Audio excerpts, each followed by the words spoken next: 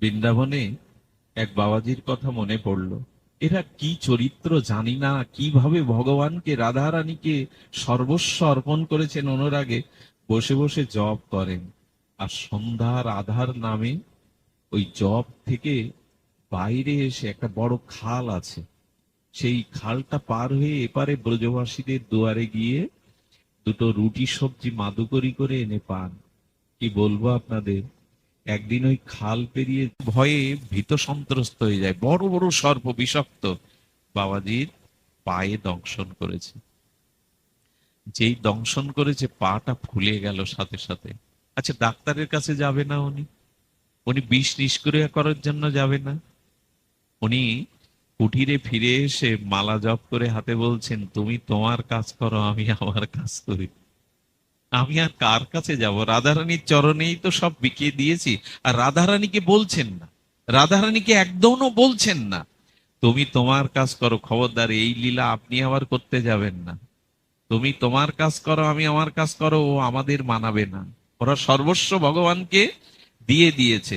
বিষ কি হয়েছে জানেন? পাটা ফুলতে ফুলতে 2 দিনে বিষ মাথায় উঠে গেছে, চোখটা জাল পড়ে গেছে।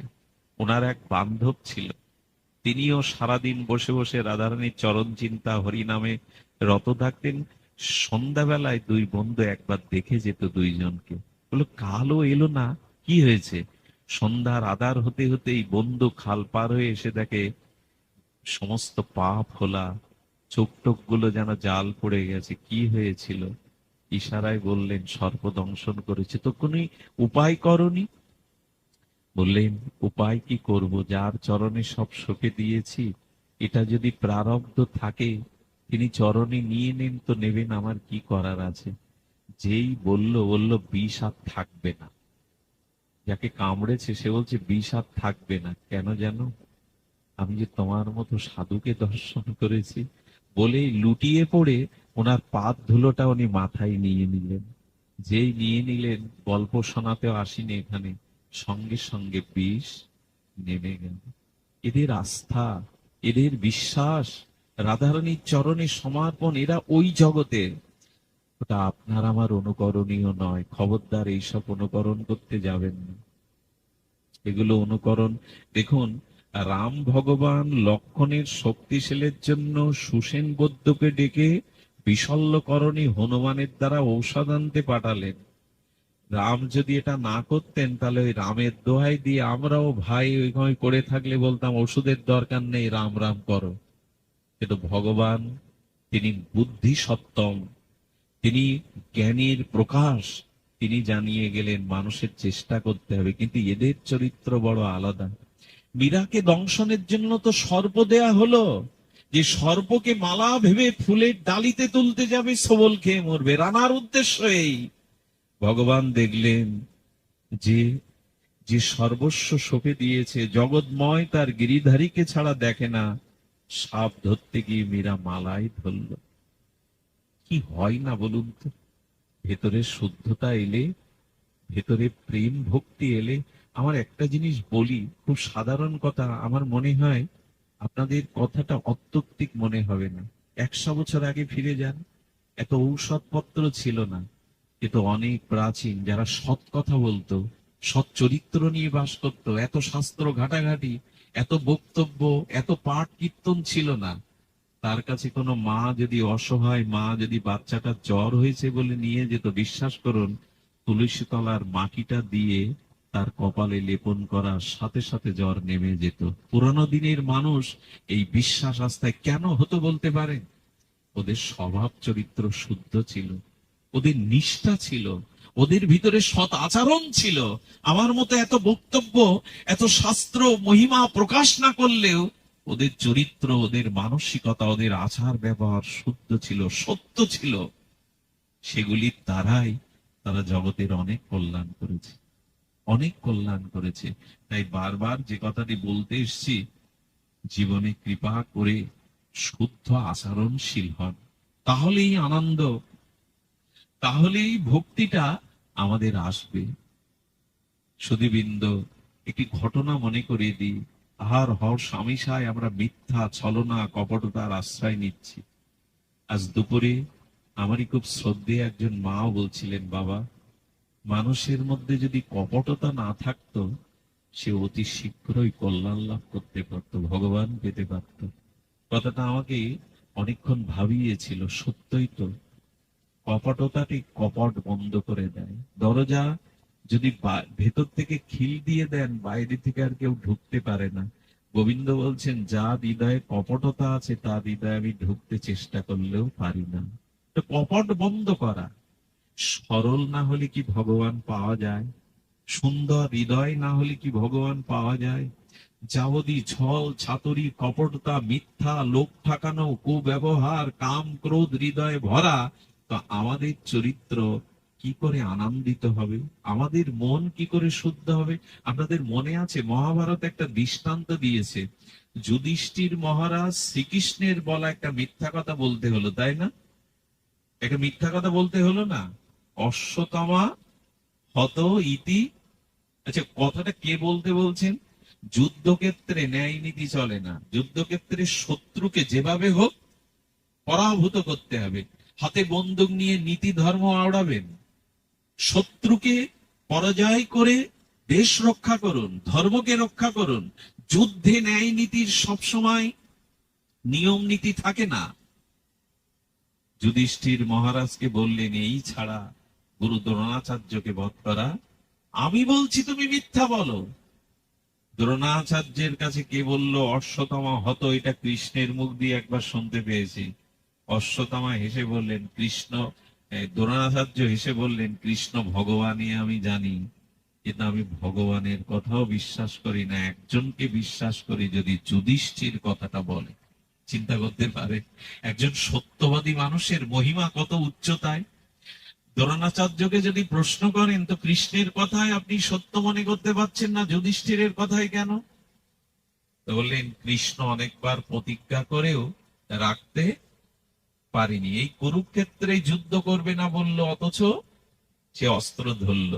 ভগবান ও ভক্তের জন্য তার সত্যতা মাঝে মাঝে রক্ষা করতে পারেন না, কিন্তু যুধিষ্ঠির জীবন গেলেও মিথ্যা বলবেন না, এই বিশ্বাস দ্রোণাচার্যের ছিল। কিন্তু যেদিন ভগবানের কৌশলে একটা মাত্র ভগবানের বলা মিথ্যা বলল, মহাভারতে ব্যাসদেব প্রমাণ দিয়ে গেলেন, সেই যুধিষ্ঠিরেরও সশরীরে মহাপ্রস্থানের পথে নরক দেখতে হয়েছিল। চিন্তা করতে পারেন, মহাভারত সতর্ক করছে, এই দেখো, এত বড় স্বচ্ছ চরিত্র, এত বড় সত্যবাদী ন্যায়নিষ্ঠ। সত্যবাদী কেমন জানেন? ধর্ম যক্ষ রূপে যখন সরোবরে চারটি প্রশ্নের উদ্দেশ্যে প্রশ্নের উত্তর না দিতে পারলে জল পান করলে মারা যাবে, ভীম অর্জুন নকুল সহদেব মরে পড়ে আছে। যুধিষ্ঠির মহারাজ গেছেন, ধর্মরূপী বক সেখানে বলছেন, চারটে প্রশ্নের উত্তর না দিলে তুমি এই জল পান করলে মারা যাবে। বললেন, আমার ভাইরা কি এই প্রশ্নের উত্তর না দিয়ে মারা গেছে? বললো, হ্যাঁ। তুমি যদি প্রশ্নের যথাযথ উত্তর দিতে পারো, তোমার চার ভাইয়ের মধ্যে দুই ভাই বেঁচে যাবে। আপনারা জানেন সেখানে বলা হয়েছিল যে সুখীকে, তাই না, জগতে আশ্চর্য কি, ইত্যাদি ইত্যাদি প্রশ্ন বলার পরে যখন সদুত্তর দিলেন, তখন বললেন, দুই ভাইকে তুমি ফেরত পাবে, চেয়ে নাও। আচ্ছা, কাকে চাইবে যুধিষ্ঠির? এই দেখুন কত বড় ন্যায় নীতি পরায়ণ। ভীম আর অর্জুন হলেন কুন্তির গর্ভের পুত্র, আপন সওদার ভাই যুধিষ্ঠিরের। আর সৎ মা মাদ্রির গর্ভে এসেছিলেন নকুলা সহদেব, ওরা হলো সৎমার পুত্র। আর ধর্মরূপী বক বলছেন, তুমি একজনকে ফেরত পাবে, একজনকে ফেরত পাবে, চেয়ে নাও, কোন ভাইকে চাও? যুধিষ্ঠির এক বাক্যে বলল, আমার মাতৃমায়ের নকুলকেই ফিরিয়ে দিন। যক্ষ তখন বলছে, নিজের ভাই বিশ্ববিজয়ী অর্জুনকে ভীমকে চাইলে না? বলে, আমার মায়ের তো আমি বেঁচে আছি, আমার মাতৃমায়ের যে কোনো সন্তান বেঁচে নেই। এই হলো চরিত্র শুদ্ধতা, এই হলো সদ আচরণ। কি বিচার দেখুন, আমার মায়ের তো আমি বেঁচে আছি, আমার মাতৃমায়ের দুটি সন্তানই তো শুয়ে আছে, একটাকে ফিরিয়ে দিই। এই হলো চরিত্র। আজ সব নষ্ট হতে বসেছে, মিথ্যা ছল। তো আমি একবার খুলনায় 70-80 জন গাড়ির মধ্যে কোট টাই প্যান পরা এক বিশেষ ভদ্রলোক মোবাইলে চেঁচিয়ে চেঁচিয়ে বলছে, আমি এখন ঢাকাতে, ফিরলে তবে তোমার কথা শুনবো। খুলনায় দাঁড়িয়ে সভ্য মানুষ কত জল জ্যান্ত মিথ্যা বলছে, আমি এখন ঢাকাতে। মিথ্যাকেও এখন আমরা খুচরা পয়সার মতো নাড়াচাড়া করতে শুরু করি। যে কোনো কথায় একটা মিথ্যার আশ্রয়। এগুলি চরিত্রকে নির্মল করে না, এগুলো চরিত্রকে শুদ্ধ করে না। এই জন্য তিনি বলেছিলেন, মনুষ্য তার জীবনে একবার বিচার করতে পারে যে কতটা মিথ্যা, কতটা কপটতা আমার মধ্যে বিরাজ করছে, আমি আশা করি কি করে আমার মঙ্গল, আমার কল্যাণ।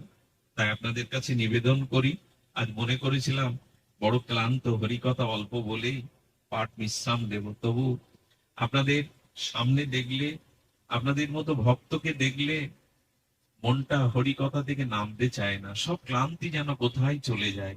তবু বলবো, আসুন আমরা আজ থেকে এখান থেকে একটা সংকল্প করি, একটা সদ আচরণ কাল থেকে আমি প্রতিপালন করব।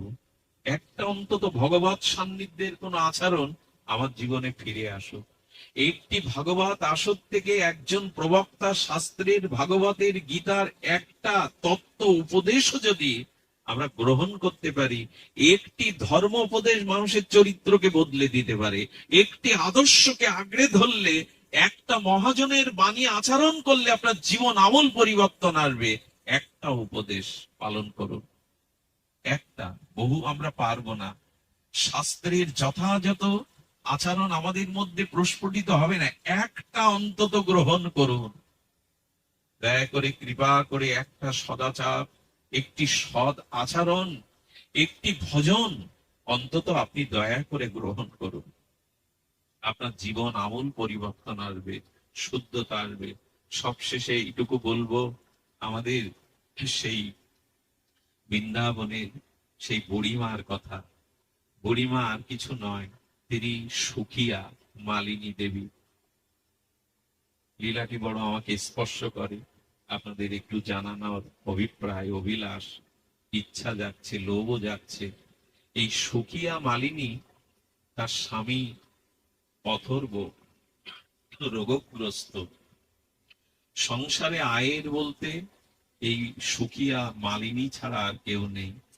তিনি কি করেন জানেন? বৃন্দাবনের পথে পথে কিছু ফল বিক্রি করে অসুস্থ স্বামীর সংসার চালায়। তো গোপালের যখন আবির্ভাব হলো নন্দালয়ে, সেই সময় সুখিয়ার কানে গোপালের অনেক মাধুর্যের কথা, লীলার কথা, তার সৌন্দর্য মাধুর্যের কথা, আর ব্রজের সমস্ত সখার কানে কানে ফল বিক্রি নিয়ে এই সুখিয়া মালিনীর কানে যায়। তখন মনে মনে ভাবলো, গোপাল এসেছে বৃন্দাবনে, যশোদা অঙ্গনে খেলে বেড়ায়, যশোদা দুলালকে, নন্দ দুলালকে একবার চোখে দেখবো না? কিন্তু আমার এই মলিন কাপড়, আর আমি, আমার নেই সুকৃতি, আমি নন্দ মহারাজের গৃহে কি করে গিয়ে গোপালকে দেখে আসবো? অন্দরমহলে তো যেতে পারবো না। তখন এক সাধুর কাছে গেলেন, সাধু বাবাকে বললেন, বাবা একটা উপায় বলতে পারেন, আমি কি করে গোপালকে দর্শন করে ধন্য হব? তখন বললেন, মা এক কাজ কর, এই কৃষ্ণ কৃষ্ণ মন্ত্রটা আমি তোকে দিচ্ছি, তুই এটা 3 মাস ব্যাপী ফল বিক্রি করবি, পথ চলবি, আর ভগবানের নামটা মনে মনে স্মরণ করবি। এই নাম নিতে নিতে নামই তোকে আকর্ষণ করে কৃপা করে দেবে। আচ্ছা, উনি বলতে পারতেন না, সবার জন্য উন্মুক্ত দোয়া, তুমি গিয়ে দেখে এসো? প্রশ্নটা আসবে না? 3 মাস ধরে নাম করো, তারপরে যাও কেন? বলতে তো পারতো, যাও গোপালকে দেখে এসো। আসলে ভেতরে ভক্তি না থাকলে, ভেতরে অনুরাগ না থাকলে, ভগবানের ভজন না থাকলে, আজও কৃষ্ণকে সামনে পেয়েও আপনার কিছু হবে না। ভজন থাকতে হবে। আচ্ছা, প্রদীপ আছে, তেল আছে, সলিতা আছে, কিন্তু আগুন তত্ত্ব নাই। জ্বলবে প্রদীপ? জ্বলবে বাবা? তেল আছে, সলিতা আছে, তাই না?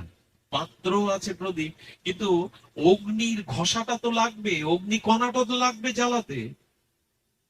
আমাদেরও তেমনি ভজন না থাকলে, অনুরাগ না থাকলে ভগবানকে পেয়েও পাওয়া নয়।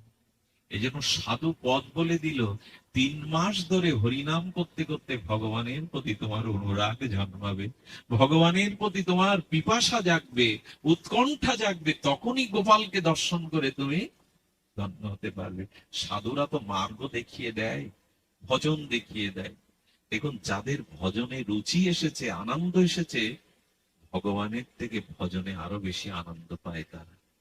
অনেক সময় কৃষ্ণকে গোপীরা বলতো, তোমার প্রেমে আমরা যে ডুবে আছি অন্তরে, তুমি সামনে আসলে প্রেমে বিঘ্ন ঘটে, কৃষ্ণ সরে দাঁড়াও তো।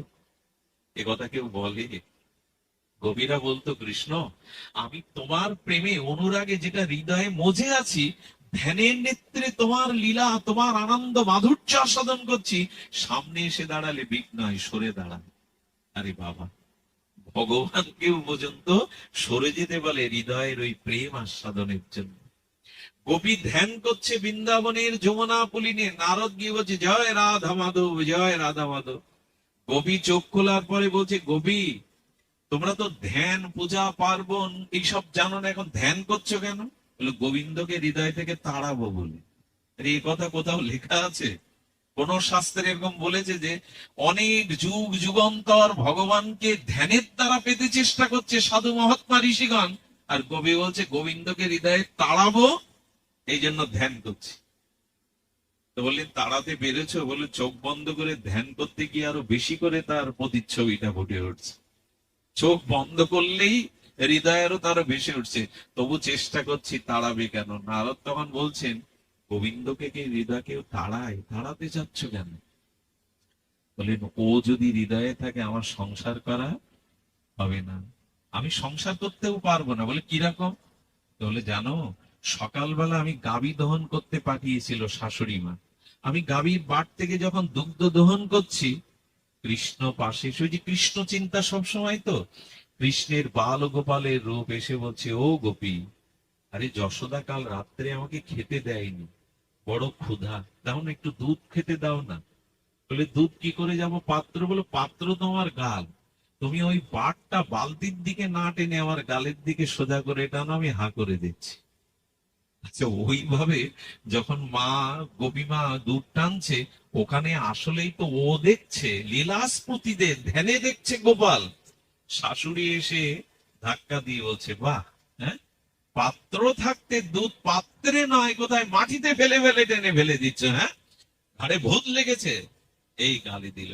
জানো, কৃষ্ণ যদি এমন করে জ্বালাতন করে আমার সংসার হবে না, তাই তাড়াতে চাচ্ছি। এগুলো অদ্ভুত কথা। ভগবানকে হৃদয়ে ধারণের জন্য যুগ যুগান্তর তপ সাধনা কত কিছু করে, আর এটা তাড়াবে বলে? বলে, আর কি করে? ঘরটা গুছালাম, ননি ভাণ্ড গুলো সাজিয়ে রাখলাম, ঘরে বাইরে যখন গোবর দিয়ে ঘুটে দিচ্ছি, তখন দেখছি কৃষ্ণ ঘর সব আলু থালু করে দিচ্ছে। আর সেই মাখন গুলো ঘরে ঢেলে রাখে, যাতে কেউ ঘরে পা দিলে পা ফসকে পড়ে যায়। এই যখন করছে, আমি রাগে সেই গোবর ছুঁড়ে মারতে গেলাম, বেরিয়ে যা ঘর থেকে, দুষ্ট বেরিয়ে যা, ঘর নষ্ট করছিস, মাখন ঢেলে দিচ্ছিস। কোথায় কৃষ্ণ? ওদের লীলাস্ফুতিতে তো কৃষ্ণকে দেখছে, সেই গোবর গিয়ে পড়েছে শাশুড়ির মুখে। আমার সংসার হবে?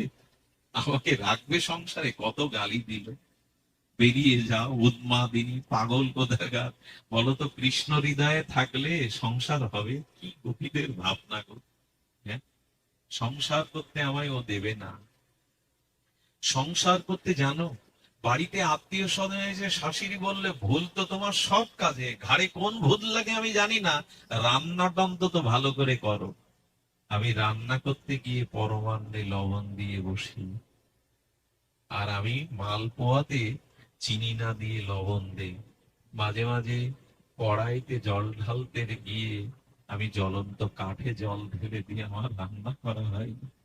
নারদ, ও হৃদয়ে থাকলে আমার সংসার করতে দেবে না। ধন্য গোপী তোমরা, ধন্য তোমাদের কৃষ্ণ প্রেম, ভগবান তোমাদের পেছনে লেগে রয়েছে। এত প্রেম যে ভগবান গোপীদের দুয়ারে দুয়ারে, এত মাখন চুরি, এত গোপীদের দুয়ারে যাবে কেন? যেখানে প্রেম সেখানে গোবিন্দ ছুটে যাবে। যে ফুলের মধ্যে গন্ধ মধু আছে, ভ্রমরকে নিমন্ত্রণ করা লাগবে না, ভ্রমর তো গুঞ্জরিত রাগ রাগিনী দ্বারা ফুলের বক্ষে বসতে চাইবে। যে ভক্তের হৃদয়ে শুদ্ধ প্রেম আছে, ভগবান তার পেছনে তো ছুটে বেড়াবে। ভগবানের খুব প্রয়োজন ওইটুকু প্রেমের। আচ্ছা, যদি বলেন আমার হৃদয়ে ভগবান প্রেম দিচ্ছেন না কেন, রাধা রানী প্রেম নিক্ষেপ করছে জগতে, কিন্তু সেই প্রেমকে ধারণের মতো আমার হৃদয় এখনো শুদ্ধ। আচ্ছা, বালুর উপরে যদি জল পড়ে, বৃষ্টির জল দাঁড়ায় তো না, শুকিয়ে যায়। কিন্তু জলের পাত্রে জল পড়লে 2 ছমাস স্থায়ী হয়। আমার হৃদয়টা এখনো কামনা বাসনায় অশুদ্ধতায় ভরা। তাই রাধারানী সবাইকে প্রেম দেবে বলে প্রেম নিক্ষেপ করছে, লাদিনী শক্তি, কিন্তু আমার পাত্র যে নাই। আচ্ছা, আকাশ থেকে মুষলধারে বৃষ্টি যাচ্ছে, আপনি অশ্রদ্ধায় পাত্র ছুড়ে দিলেন, মাটির ঘট উপর হয়ে পড়লো, 24 ঘন্টা বৃষ্টি হলেও পাত্রে বৃষ্টি পড়বে? আমাদের পাত্র তো গোবিন্দের দিকে, রাধারানীর দিকে দেওয়া নেই, দেওয়া আছে কামনা বাসনার দিকে, ভোগের দিকে। তা প্রেম আসলে ওখানে যাবে কি করে? তাই হৃদয়টা শুদ্ধ করে একবার ভগবানের দিকে দিয়ে দিই। হৃদয়টা শুদ্ধ হলেই সব পাওয়া হবে। শুকিয়া 3 মাস নাম করছে, আর যত নাম নেয় তত গোপালের প্রতি অনুরাগ বৃদ্ধি হয়। তখন আর গোপালকে না দেখে থাকতে পারবে না। খেতে শুতে উঠতে বসতে ওই নাম তাকে পাগল করে দিয়েছে। সাধু বাবাকে বললেন, আর যে তাকে না দেখে থাকতে পারি না। সাধু বাবা ওর ব্যাকুলতা উৎকণ্ঠা প্রেম দেখে বললে, এবার যাও বুড়িমা, কিছু দেব ফল মাথায় নিয়ে ব্রজের পথে যেতে যেতে আজ নন্দ ভবনের দুয়ারের পথ ধরে চলেছে, আর বলছে, ফল নেবে গো, ফল নেবে গো। কথাটা আর আর কাউকে না জেনে যাতে গোপালের কানে যায়, ওই মন থেকে বলছে, ফল নেবে গো। গোপালও সেদিন মাকে সরিয়ে দিয়ে, যোগমায়ার দ্বারা খেলার সাথীদের সরিয়ে দিয়ে, ছোট ছোট পায়ে ছোট্ট বাল গোপাল, এক দিব্য জ্যোতিপুঞ্জ চিন্ময় গোপাল এসে বুড়িমার সামনে এসে আঁচল ধরে টানছেন, ও বুড়িমা। যেই ও বুড়িমা বলেছে, পেছনে ফিরে তাকে বলছেন, বুড়িমা, আমায় একটা ফল দাও না। গোবিন্দ বলেন, এই দেখো, সাধুর আদেশে নাম আর আমার ভাবনা ভাবতে ভাবতে তার হৃদয় এত শুদ্ধ, এত প্রেম এসে গেছে, এখন গোবিন্দই পেছন থেকে তাকে ডাকছে, ও বুড়িমা। বুড়িমা ঝুড়ি নামিয়ে গোপালের অপরূপ সেই প্রেমময় বদনের দিকে তাকিয়ে বলছে, বুড়ি বাদ দিয়ে মা বলে ডাকতে পারিস না? তোর মুখের শব্দও এত মধুর। বললেন, বুড়িমা, আমায় একটা ফল দেবে? ছোট্ট করপল্লব হাতের সৌন্দর্য থেকে বললেন, ওই হাতে তো সব দিতে ইচ্ছা করে রে গোপাল, একটা কেন, সব দিতে ইচ্ছা করে, কিন্তু ওটাই যে আমার সম্বল। গোপালের হাতে 2টো ফল দিয়ে দিল। বুড়িমা চাইছেন কথার জালে জড়িয়ে আরো কিছুক্ষণ যদি রাখা যেত সামনে তাকে। ও তো চঞ্চল শিশু, চলে যাবে, যদি আরো কিছুক্ষণ রাখা যেত। বুড়িমা বলছে, ও গোপাল, আমি তো তোমায় ফল দিলাম, আমায় মূল্য কি দেবে? গোবিন্দ তখন বলছেন, গোপাল তখন বলছেন, বুড়িমা, মূল্য কাকে বলে তা তো আমি জানি না। সত্যি সত্যি ভগবান মূল্য, ভগবান আমাদের গোপাল গোবিন্দ অঙ্কে খুব কাঁচা, জানেন? আমাদের গোবিন্দ অঙ্কে খুব কাঁচা, কেন জানেন? উনি কে কত তাকে ভালোবাসলো, কে কত কাকে কি দেবে, এই অঙ্ক ওনার মাথায় ঢোকে না। উনি শুধু এইটুকু বলেন, সব উজাড় করে আমায় দাও, আমি ওর আমার সব তোমায় দিয়ে দেবো। এই অঙ্ক গোবিন্দ বোঝেন। তুমি তোমার দেহ মন আমায় দাও, আমিও আমার সবটুকু তোমায় দিয়ে দেব। ভগবান গুণ ভাগ বোঝেন না, অতি সরল ভগবান। এই জন্য উনি বললেন, আমি মূল্য বুঝি না। বুড়িমা, মূল্য কি?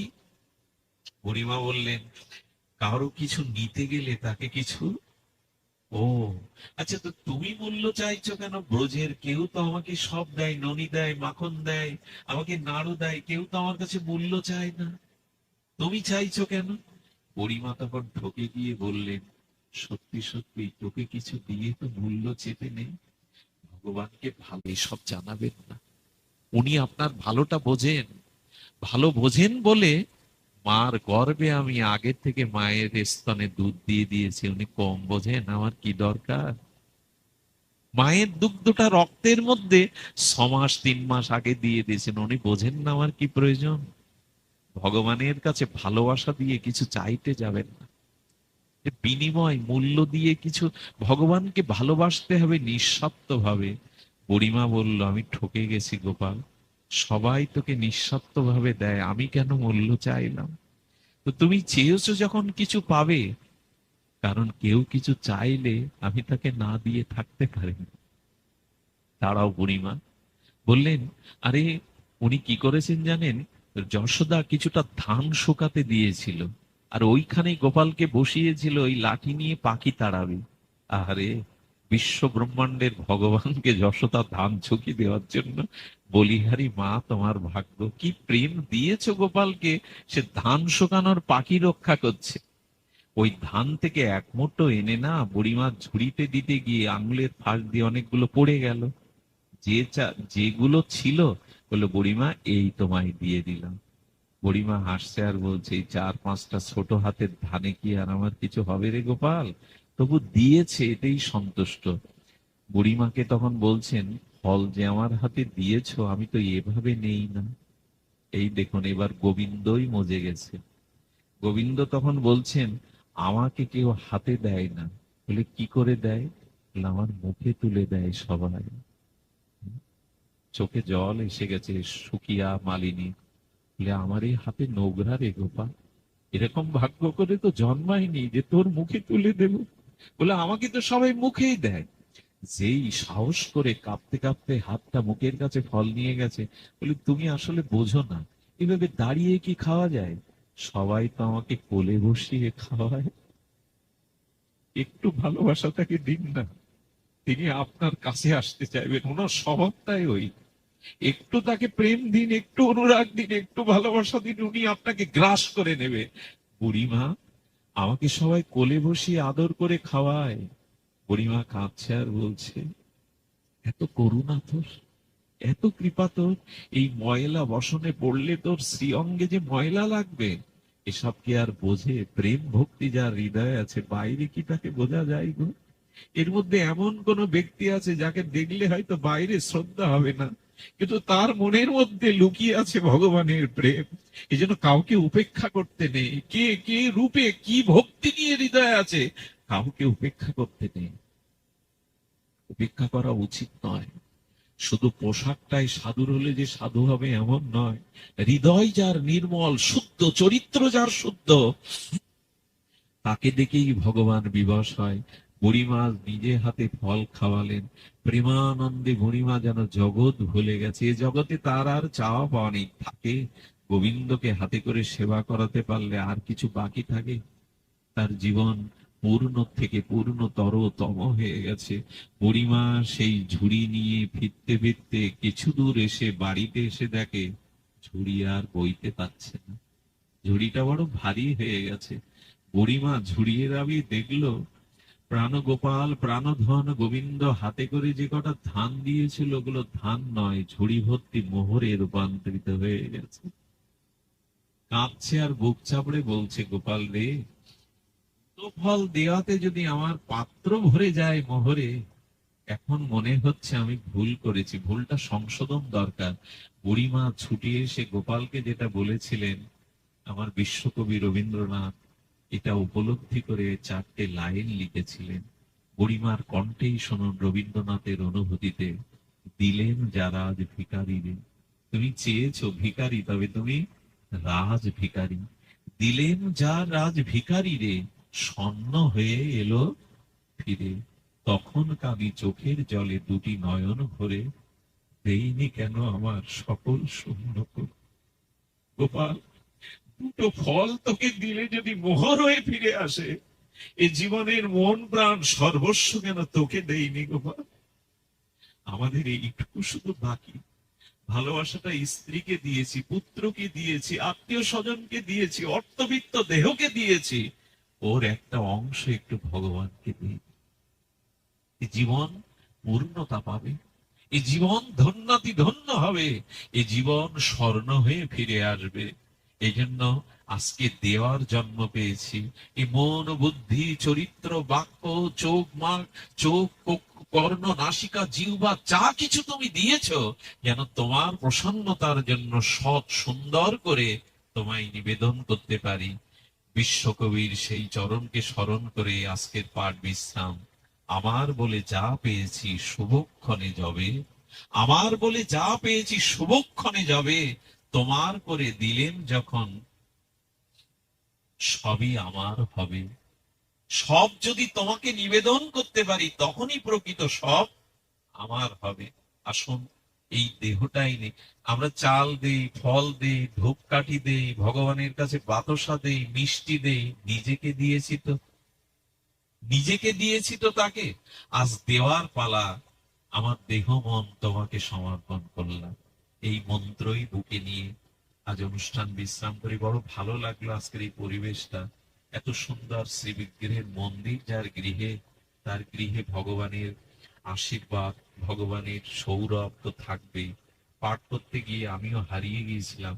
অনেক বিজ্ঞজন এসেছেন, আলাদা করে নাম নেব না, আপনাদের উপস্থিতি একান্ত কাম্য।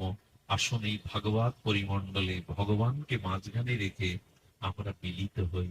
এমনি করে আবারও গৌর হরি যেন আমাদের মিলন করান, আবারও আপনাদের স্নিগ্ধ সান্নিধ্যে যেন এমনি করে আমরা আবার গুণকীর্তন করতে পারি। আমার সাথে আজ দুটো দিন ধরে আমাদের পার্থদা, তিনি আমাদের গৌতম দা, মাতা ঠাকুরানী, তারা যেভাবে এসেছে তাদের প্রতি আশীর্বাদ করবেন, ভবিষ্যৎ জীবন যেন তারা ভক্তিপথে এগিয়ে যেতে পারে। আজ এখানেই ভাগবত পূর্ণ বিশ্রাম। শ্রী গুরু প্রেমানন্দে গৌর হরি বল। জয় শ্রী রাধে।